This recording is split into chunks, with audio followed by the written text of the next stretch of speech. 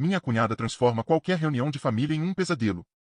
No começo, eu realmente tentei acreditar que era apenas o jeito dela. Toda família tem alguém difícil, alguém que gosta de controlar as coisas, alguém que reclama mais do que deveria. Quando meu irmão começou a namorar e depois se casar com ela, eu fiz o possível para ser educado, aberto e paciente. Eu não queria criar conflitos desnecessários. Achei que, com o tempo, tudo se ajustaria naturalmente. Mas logo ficou claro que não se tratava apenas de personalidade forte. Desde o primeiro almoço em família, ela assumiu uma postura estranha, como se estivesse avaliando tudo e todos. Comentava sobre a comida, sobre a organização da casa, sobre os horários. Nada era dito de forma direta, mas sempre com aquele tom de superioridade disfarçada de preocupação. No início, eu o ignorava. Achava que não valia a pena dar importância. Com o passar dos meses, as situações começaram a se repetir. Se o almoço atrasava alguns minutos, ela reclamava. Se alguém falava mais alto, ela revirava os olhos. Se a conversa não girava em torno dos assuntos que ela achava relevantes, ela interrompia. Aos poucos, os encontros familiares foram ficando tensos. As pessoas falavam menos, riam menos, como se todos estivessem pisando em ovos para não provocar mais um comentário inconveniente. O problema começou a ficar pessoal quando percebi que boa parte das críticas era direcionada a mim. Comentários sobre meu trabalho, minhas escolhas e até sobre a forma como eu me vestia surgiam do nada, sempre acompanhados de um sorriso falso. Quando eu tentava responder de maneira educada, ela distorcia minhas palavras, como se eu estivesse sendo agressivo ou desrespeitoso. Isso criava um clima estranho, porque, para quem estava olhando de fora, parecia que eu estava exagerando. O mais difícil era a postura do meu irmão. Ele raramente se posicionava. Às vezes mudava de assunto, às vezes fingia não ouvir. Eu entendia que ele estava tentando evitar conflitos no casamento, mas aquela omissão fazia com que o comportamento dela se fortalecesse. Quanto mais silêncio havia, mais à vontade ela parecia para criticar, controlar e constranger. A situação atingiu outro nível quando ela começou a interferir diretamente em decisões familiares que não diziam respeito a ela. Opinava sobre aniversários, visitas, horários e até sobre quem deveria ou não ser convidado para determinados encontros. Tudo vinha acompanhado daquele discurso de organização e bem-estar, mas, no fundo, era sobre controle. Quem discordava era tratado como imaturo ou problemático. Foi aí que comecei a perceber que não se tratava de um problema pontual, mas de um padrão. Ela precisava estar no comando, precisava ser ouvida, precisava se sentir superior. E qualquer um que não se encaixasse nisso se tornava automaticamente um alvo. Eu ainda tentava manter a paz, mas já sentia aquele incômodo constante antes de qualquer reunião de família. A sensação de saber que, em algum momento, algo desconfortável iria acontecer. Naquele ponto, eu ainda não imaginava até onde aquilo poderia chegar. Achava que, com limites claros ou com o tempo, tudo se resolveria. Eu estava errado. Muito errado. Depois que percebi o padrão, passei a notar detalhes que antes eu ignorava. Não era só o que ela dizia, mas quando e como dizia. As críticas sempre surgiam na frente de outras pessoas, nunca em particular. Era como se ela precisasse de plateia. Bastava alguém comentar algo simples para que ela transformasse aquilo em uma pequena lição de moral, sempre com aquele tom calmo demais, quase ensaiado, que fazia qualquer reação parecer exagerada. As reuniões de família começaram a mudar. Pessoas que antes chegavam animadas passaram a chegar mais quietas. Os assuntos ficaram superficiais, as conversas mais curtas. Eu via minha mãe se esforçando para agradar, meu pai evitando entrar em certos temas, meus tios mudando de assunto rapidamente. Era como se todos estivessem tentando manter a paz, mesmo sabendo que a paz ali era frágil e dependia exclusivamente do humor dela. Em determinado almoço, ela decidiu criticar a forma como eu ajudava na organização da casa.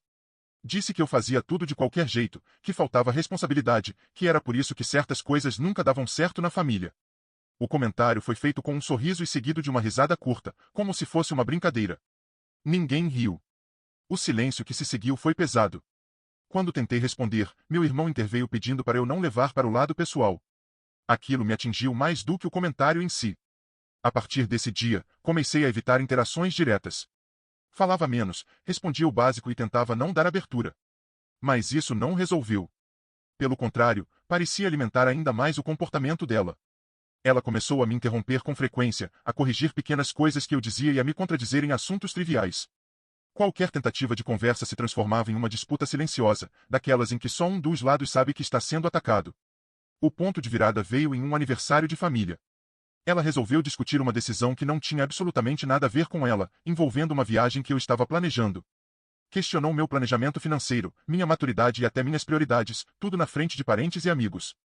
Aquilo deixou de ser desconfortável e passou a ser humilhante. Quando eu pedi para conversarmos em outro momento, ela disse que não via problema, que estava apenas sendo sincera. Depois disso, a família se dividiu de forma silenciosa. Alguns começaram a evitar encontros quando ela estaria presente. Outros fingiam que nada estava acontecendo, com medo de criar um conflito maior. Eu me sentia preso entre não querer causar problemas e não aceitar mais ser tratado daquela forma. A cada reunião, eu já chegava cansado, esperando pelo próximo comentário, pela próxima tentativa de me diminuir. Foi nesse momento que entendi que ignorar não estava funcionando. O comportamento dela só continuava porque ninguém colocava um limite claro. O silêncio tinha virado permissão. Eu sabia que, se algo não mudasse, aquela situação iria afetar ainda mais os laços familiares.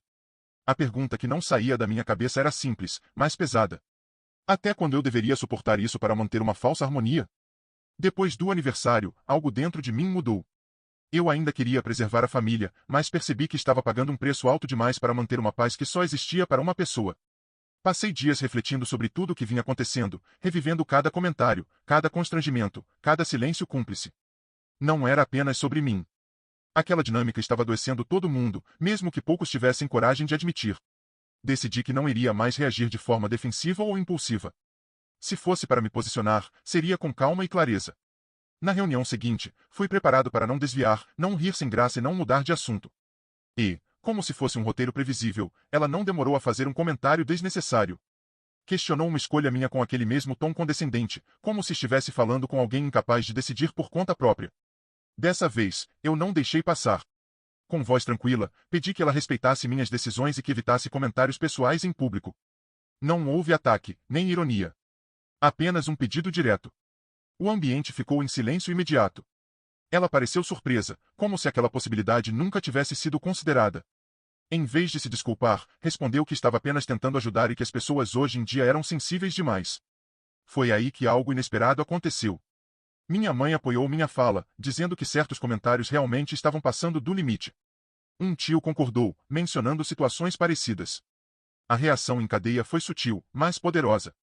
Pela primeira vez, ela não tinha apenas uma pessoa à frente, mas um desconforto coletivo que vinha sendo ignorado há tempo demais. Meu irmão ficou visivelmente desconcertado.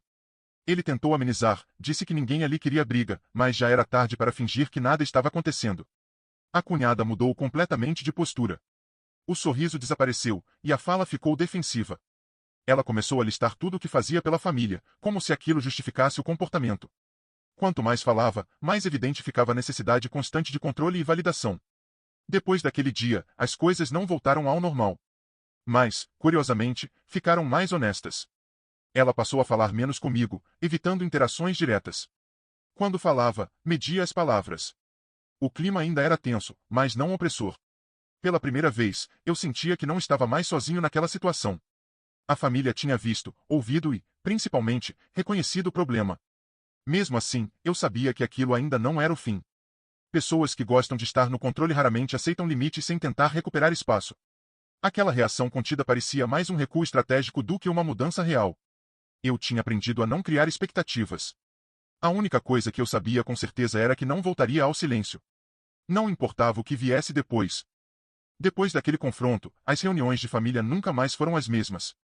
No começo, havia um clima estranho, como se todos estivessem testando os limites recém-criados. As conversas eram mais cuidadosas, os comentários mais contidos. Não porque houvesse medo, mas porque, pela primeira vez, existia consciência. Aquilo que antes era normalizado passou a ser observado com mais atenção. Minha cunhada tentou, algumas vezes, retomar o controle da forma que sabia. Comentários sutis, olhares de reprovação, pequenas correções desnecessárias. Mas algo tinha mudado de vez. As pessoas já não o ignoravam. Quando ela exagerava, alguém mudava o foco de forma clara ou dizia que o assunto não precisava daquele tipo de observação. Não havia confrontos diretos, apenas limites sendo respeitados. Aquilo parecia simples, mas era extremamente eficaz. Meu irmão, pressionado pela mudança no clima familiar, começou a se posicionar mais. Não de forma agressiva, mas firme. Em determinado momento, ele deixou claro que não apoiaria mais comentários que constrangessem outras pessoas. Foi visível o impacto disso nela. A postura defensiva deu lugar a um silêncio desconfortável. Pela primeira vez, ela percebeu que não tinha mais aliados automáticos. Com o passar dos meses, os encontros voltaram a ser mais leves. As risadas reapareceram, as conversas ficaram mais espontâneas e as pessoas passaram a chegar sem aquele peso no rosto.